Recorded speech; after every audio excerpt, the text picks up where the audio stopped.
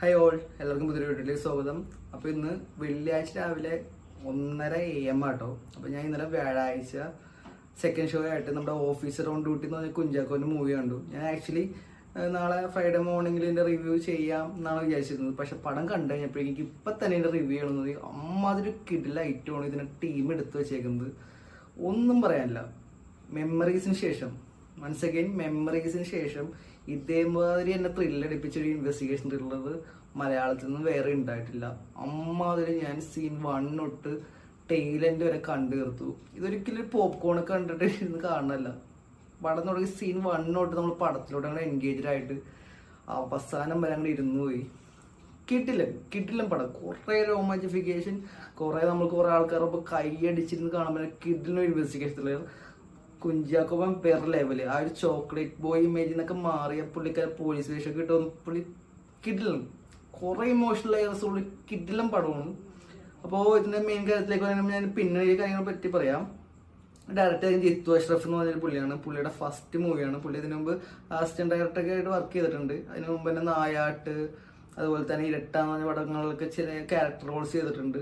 ഈ പടത്തിലും പുള്ളി ഒരു കിഡിലും റോൾ ചെയ്തിട്ടുണ്ട്. പിന്നെ ഇതിന്റെ റൈറ്റിംഗ് വരുമ്പോൾ ഷാഹി കബീർ എന്ന് ചോദിക്കണം. ഷാഹി കബീറിനെ എത്രക്ക് അറിയുന്ന എനിക്കറിയില്ല.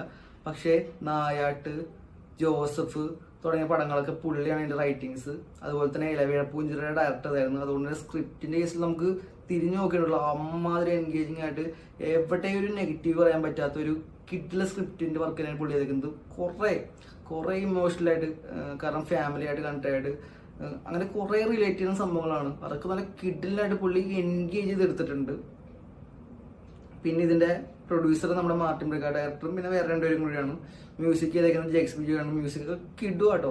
കാരണം നമ്മുടെ ടൈറ്റിൽ സോങ് ഒരു 2 പോലീസുകാർ ഒരു ബൈക്കിൽ ഇങ്ങനെ നമ്മുടെ എറണാകുളം ചുറ്റിനാണ്. എറണാകുളത്ത് കുറെ തിരക്കേറിയ സ്ഥലങ്ങളിലേക്ക് കൂടെ ഷൂട്ട് ചെയ്തേക്കുന്നത്.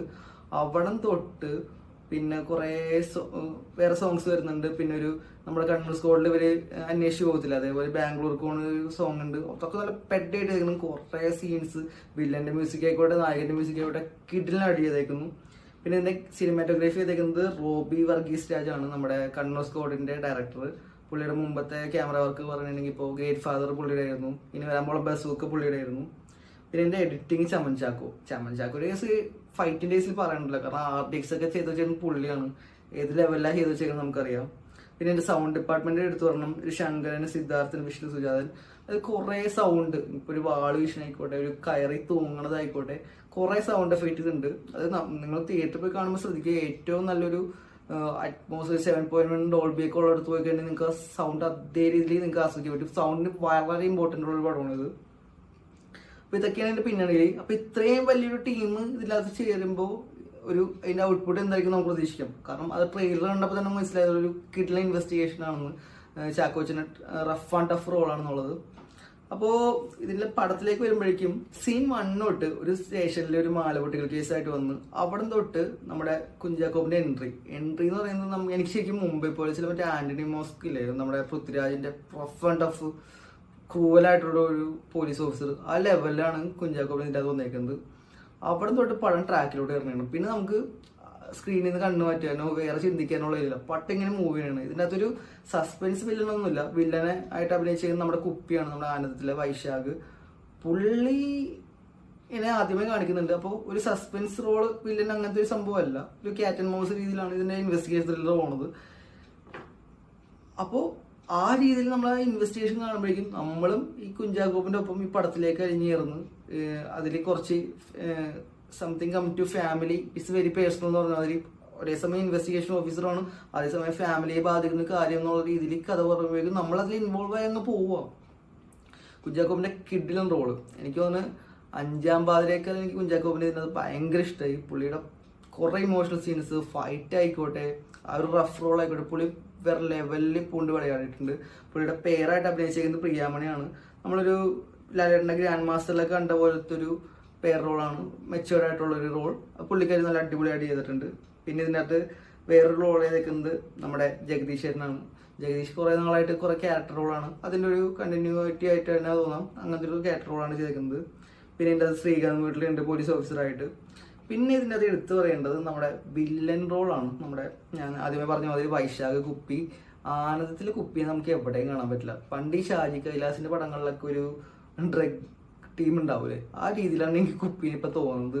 ആ രീതിയിലാണ് ഇതിനകത്ത് ഇപ്പൊ ഞാൻ ശരിക്കും പറഞ്ഞിട്ടുണ്ടെങ്കിൽ നമ്മുടെ മെമ്മറീസിലെ നായകനെയും നമ്മുടെ ഏതാണ് ജോണി വാക്കറിലെ മറ്റേ സാമില്ലേ, ആ കുരിശിന്റെ മണിയെടുത്ത് കോളേജിൽ ഡ്രഗ്സ് വെക്കാൻ പറഞ്ഞ ആ 2 റോളും കൂടി എടുത്ത് വെച്ച് എങ്ങനെ ഉണ്ടാവും. ഇവിടെ കുഞ്ചാക്കോബനും ഇവിടെ കുപ്പിയും ആ രീതിയിൽ റോളാണ് ചേർക്കുന്നത്. ഇതിനകത്ത് കുപ്പിയുടെ ഗ്യാങ് ഉണ്ട്, ഒരു 2 പെണ്ണുങ്ങളും വേറൊരു 3 ആണുങ്ങളും. 3 ആണുങ്ങളും ഒരാൾ റംസാനാണ്. റംസാൻ റോള് കിട്ടില്ല, റംസാൻ ചെയ്തിട്ടുണ്ട്.